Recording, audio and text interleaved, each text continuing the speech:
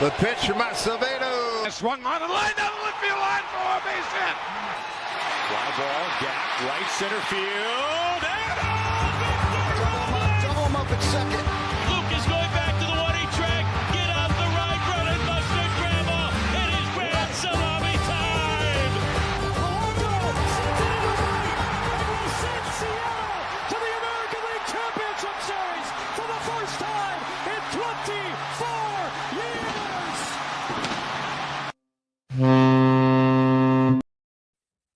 Finding ways to win.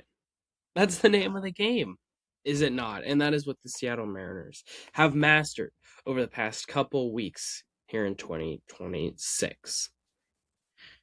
At 36-32, the Seattle Mariners are 4 games above 500 as we sit here on Tuesday, June 9th. Time of recording 11 p.m.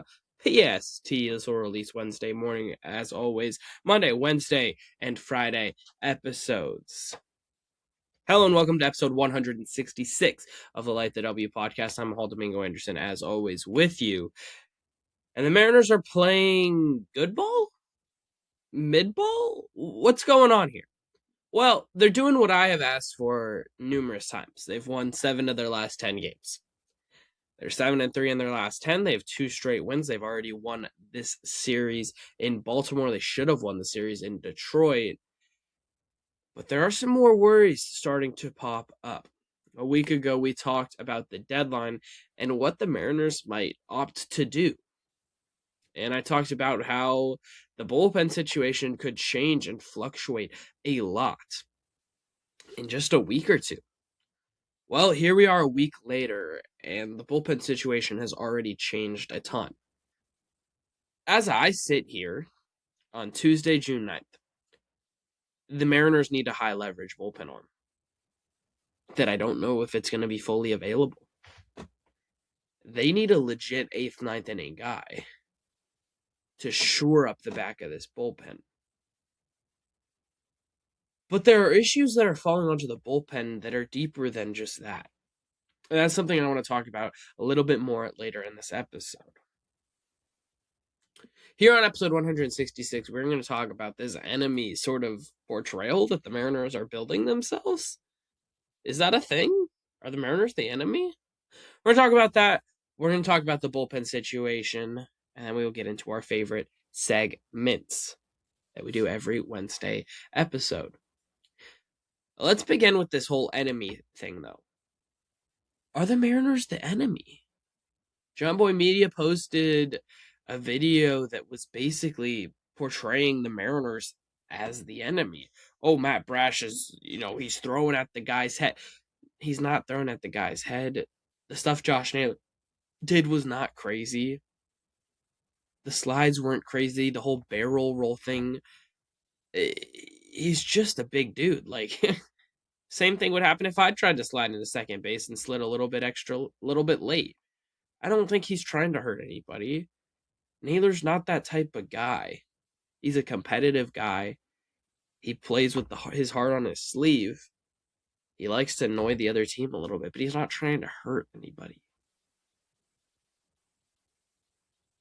In saying that, it's a little bit gross to me. The media should not be giving this portrayal of he's trying to hurt somebody. He was not. He never was. The Twitter bots can have that argument as much as they want. But why are you engaging in that? And it comes to a bigger issue of, the whole media world and media landscape and social media. That's not something we're going to discuss on the show, right? But if you're a national media source, why are you talking about this? He obviously didn't have command. He missed with a slider a couple times, up and in.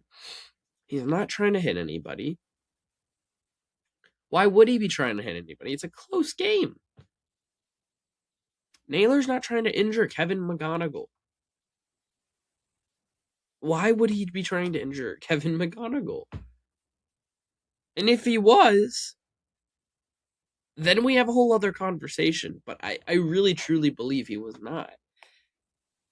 from the deepest part of my heart and my brain. There's no way. But if this media wants the Mariners to be the enemy, so freaking be it. I'm in for it. Right? I want teams to hate us. I want teams to be like, oh, they're not the same old Mariners team that's irrelevant. I want them to be like, oh, this Mariners team, they're a little bit pesky. They're a little bit annoying. I don't like them. That should be something we put on our backs and on our shoulders and say, yeah, let's do it. Let's go be the team that dominates the American League and that nobody else likes in the American League for the next freaking decade. We got the farm system to be able to do it. We got the young core to be able to do it. We've made some signings that allow us to be able to do it. Look, it started last year. We're building on it now. 3 games up in the division right now. Build that lead. Cal Raleigh's on the brink of returning. Brendan Donovan hopefully is close behind. J.P. Crawford should be back next week as well. Colt Emerson should be back in the next couple days. Unknown what's happening with Cooper Criswell, but I would like him back soon as well. But look, as guys are going down with these injuries and the injury bug is hitting and biting the Seattle Mariners, guys are stepping up. Victor Robles has stepped up. Johnny Pareda has stepped up in a huge way. Mitch Garver's been fantastic. It's going to be a really interesting conversation to have with what are they going to do with the roster when Cal Raleigh comes back. Pareda warrants a spot on this roster. He's been the better catcher. But does Mitch Garver warrant himself being shipped out of here? They don't really have any catching depth. It'll be really interesting to see what the Mariners opt to do with the backup catcher position when Cal Raleigh returns.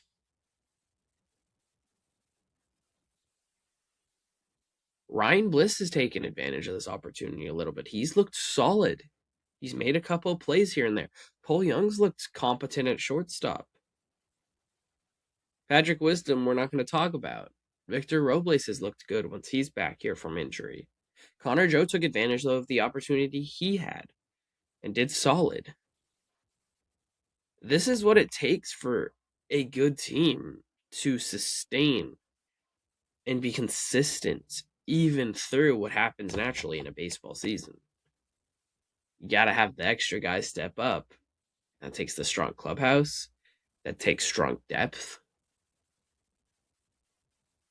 And it takes a lengthy lineup that can make up for you struggling a little bit. That you can not feel like you have to really press yourself to be good and to produce. There are a lot of positives right now in this Mariners team.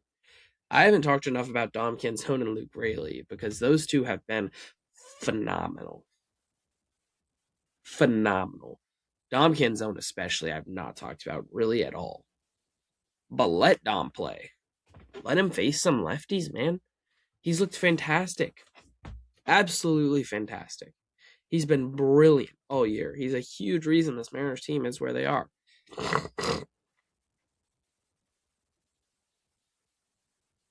Appreciate it. Appreciate what he has been doing.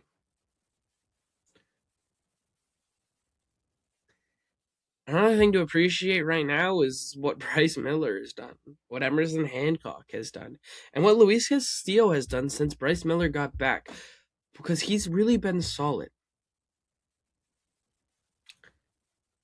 And look, what I'm going to say after this is going to sound completely in contrast to that. But bring back the piggyback. This is going to be unpopular, I think, for some people. But this bullpen already is at 7 guys. Matt Brash and Gabe Spire both are limited in how often they can throw. Andres Munoz has struggled and is only a 9th inning arm.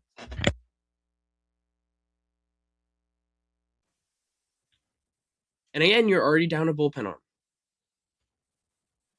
When you're playing 10 games in a row like the Mariners have right here, your bullpen is going to get to a point where you're very limited on who you can throw. And we saw that happen tonight. Jose Ferrer, blown save. Nick Davila. I don't know how to pronounce his name. I should probably look that up. With a save in his 8th career major league appearance. And not one of those 3-inning save hullaboos. No. It was a legit save. Credit to the dude. Stepped up, did his job. Alex Hoppy, credit to you. Stepped up, did your job. Now, you had that wild pitch that bounced 80 feet in front of the plate, But that's all right. That happens, I guess. The Mariners have had some guys at the lower leverage arms in terms of their bullpen that have stepped up and done a good job. They're just missing that 9th inning, really. If they can find consistency in the 9th inning, this team's going to fly. This team's going to soar. This team's going to win 10, 11, 12 games in a row at some point this year. And it's going to protect this starting rotation. Credit to Logan Gilbert tonight for just buckling down and getting through 6 innings. Credit to him for doing that. And credit to Dan Wilson for leaving him in there. Now, I know he didn't have much of a choice, but do that more often. Let the guy throw the extra inning, work an extra inning, work into an extra inning. Try and save an arm. Unless it's like a 1-run game, then maybe that's a different conversation, right? But the issue with not having this piggyback is that it doesn't build in a natural rest day. And when you're already short a bunch of arms, it means you're using the same 3-4 arms every 2-3 days. They're pitching 2 times a series every series. It's just not sustainable. Right? By no means is it sustainable. So the Mariners, they need to figure out, how can we throw Brash or Spire more often? How can we implement the piggyback back? How can we have a long reliever here of sorts, basically, for Luis Castillo? Look, I understand why they don't want to. I really do. Because you want to keep your starter stretched out. You can never have too much pitching, right? And Luis Castillo's been better recently.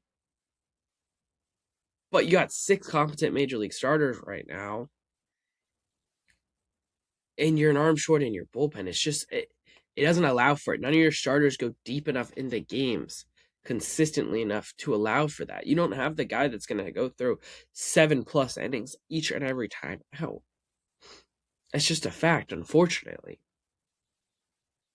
Too often you have guys struggling to make it through 6 innings. That's taxing your bullpen every time that happens. When it happens 2-3 games in a row, you get what happened today, where your bullpen is really short on who you can throw. That's an issue. That's why, to me, it's just simple, right? Bring back the piggyback. Bring it back. It worked. They went away from it as soon as they communicated about what they meant to do and wanted to do and what they were going to do.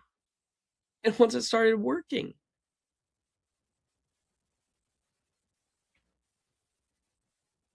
It made Dan Wilson's life easier as well.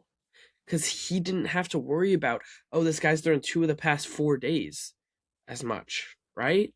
He knew there's a built-in rest day tomorrow. There's a built-in rest day in 2 days. There was a built-in rest day 2 days ago, right? These guys are fresher. They're allowed to be a little bit more fresh. They can pitch a few more, outs, a few more pitches, a few more days than maybe they otherwise would. Because they naturally have that rest. That's a good thing. Jump into it, soak yourself in it, and just be okay with it. Instead of flip-flopping back and forth. We'll see how long this 6-man rotation lasts. But my bet's on not too long. It doesn't make a ton of sense to me. It's one less start from Emerson Hancock and Brian Wu. And you want those guys on the mound as much as possible. Especially Emerson Hancock right now. It's been brilliant, astounding. Never been more shocked by anything in my life, except for maybe the 2025 Blue Jays. It is remarkable what Emerson Hancock has done, and now you're taking the ball away from him one less start every turn. Because you're doing turns of 6 instead of turns of 5. And look, it's a marginal difference in terms of a month on how many starts you make, right? Maybe it's one less. But over the course of the season, that adds up. And when you're taxing your bullpen, this is how injuries happen. You already need an arm at the deadline for this bullpen. The way it's trending right now, you're going to need 2. But you literally don't have space to fit 2 bullpen arms in there. Unless Brash or Spire is dealing with an injury that we don't know about.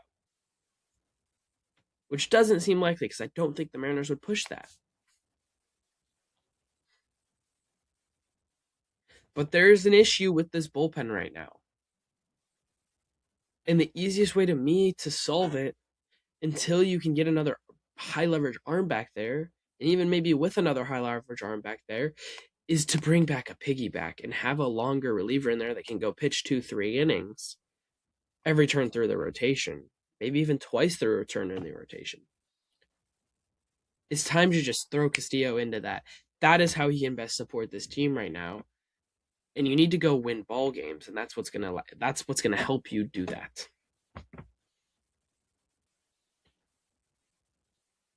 Look, Mariners are going for the sweep in Baltimore tomorrow. They got an opportunity to do so. George Kirby, an opportunity for a good start in Camden Yards. Let's have a good start away from T-Mobile Park. Come on, George. Come on. Let's do it.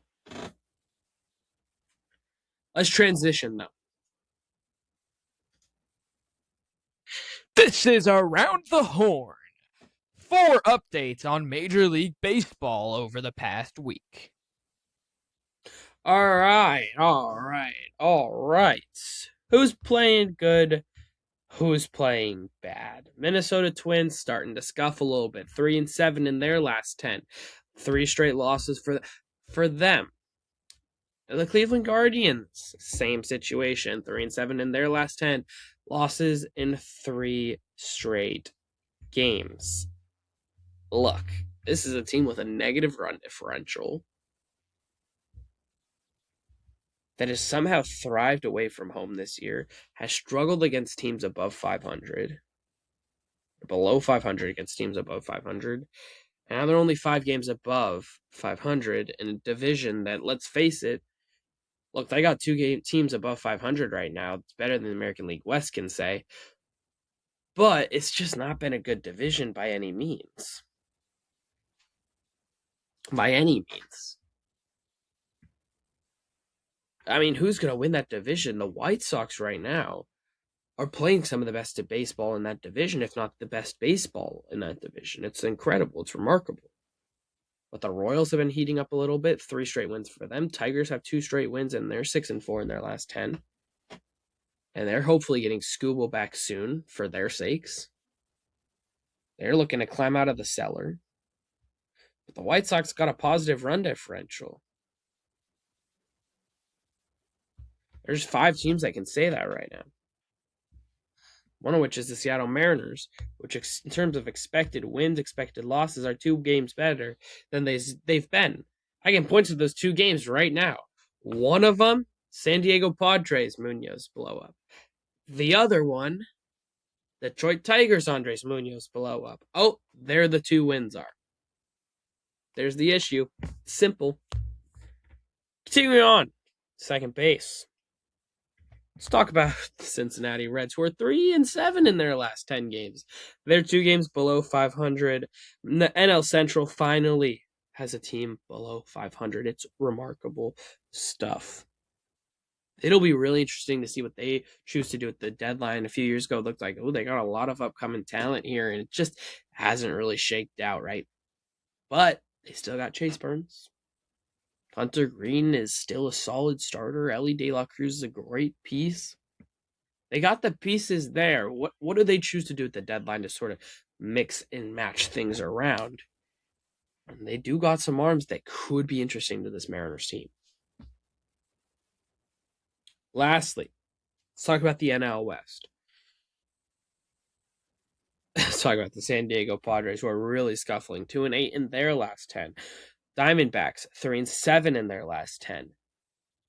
Look, these two teams are both tied at 34-32 in terms of their record. The NL is stacked this year. It's going to be really interesting at the deadline in the next couple weeks, in the next couple months. Where do these teams shake out? How does it shake out? Who really climbs into a place where they want to be, where they expect to be? Some of these teams, they expect to be a lot better than they've been, and they just really haven't been that. And the New York Mets still have one of the worst records in baseball. Boston Red Sox still have one of the worst records in baseball. Los Angeles Angels, second worst record in baseball. Cheers to you. There's a lot going on in the baseball world. There's a lot going down, though, on the farm system as well. Welcome to Down on the Farm, your weekly segment talking about the Mariners farm system over the past week. All right. I mean, there's nowhere else to start other than what Las Montes has done on and over his last 7 games. He had a grand slam and a double tonight. But in his last 7 games, which has been the month of June thus far, 6 home runs in 7 games, 15 RBIs in 7 games, and an OPS of 1,600. 1.6 00 OPS for Las Montes through 7 games. 3 hits tonight, 5 RBIs tonight, grand slam, a double, an RBI single, and again, 6 home runs in his last 7 games. If he can figure out how to limit some of these strikeout issues and really figure out his swing and how to hit the ball in the zone, there's a reason this guy could be a legitimate prospect, because the power that his bat possesses is incredible. It is just home run after home run after home. It's incredible. And does it all away from Dickie Stevens over in Arkansas. It's incredible. His road splits are incredible, but his home splits are not very good. He struggled against lefties a little bit. And he just needs to cut down on some of the swing and miss and fix some of that swing path sort of stuff. Those little minute changes, a little small tweak for him, fix some of that in-zone contact rate, huge. Second, how can we not talk about Kate Anderson? 5 innings, 1 hit ball, no runs, no walks, 9 strikeouts last week. That brought his ERA down to 1.29 over 49 innings in his first 10 starts. Has given up just 27 hits in those 49 innings with just 7 walks compared to 76 strikeouts. 76 strikeouts in 49 innings. That'll play. That'll frickin' play, man. My goodness, this guy is fun to watch. He's going to be a beast in Seattle. Hopefully later this summer. And if not next year, it'll be a blast. I'm thoroughly looking forward to it. And hopefully he'll be throwing the ball a lot to this guy behind the plate. Next prospect we got to talk about is this guy in Tacoma, Cal Raleigh. What a freaking stud. 2 home runs today in his debut game in Tacoma for 2026, including a grand slam. How about this Cal Raleigh kid? Absolutely fantastic. Repping the R just for big Cal Raleigh. Huge prospect. We'll see if he can pan out in the majors and put together a good career. It is time for Seattle Sports Wraparound with Mahal. Seattle sports wrap around. We've made it. World Cup starts on Thursday. Maybe it's not Seattle sports. However, the United States play on Friday, and there's going to be games in Seattle that if you're not going to one, get yourself to one. It's going to be a fantastic atmosphere over at Seattle Stadium, down in Soto, in Pioneer Square, all of it. It's going to be really, really cool. It's a special event to be held in the city. And for a soccer fan myself, it's going to be really special to see all of this sort of happening. This is the biggest sporting event in the world. And we get to see it in our own city, in our backyard. Take it in. Watch the games on TV. Make sure you have the volume on. Make sure you can hear the crowds. Make sure you can see all of it. Pay attention to the social media. Look at the Netherlands fans. Look at the Dutch. Look at the Dutch. Pay attention to all of it. It's really cool. It's a really special thing. And you should embrace the World Cup wholeheartedly. And you should get yourself one of the official World Cup sticker books. These are sweet. And you can collect one from every World Cup like me. You can be cool. Because I guess I'm cool. That'll do it for episode 166 of the show. Thank you so much for tuning in. Till next time, Mahal Domingo Anderson tuning out. Go M's. Peace.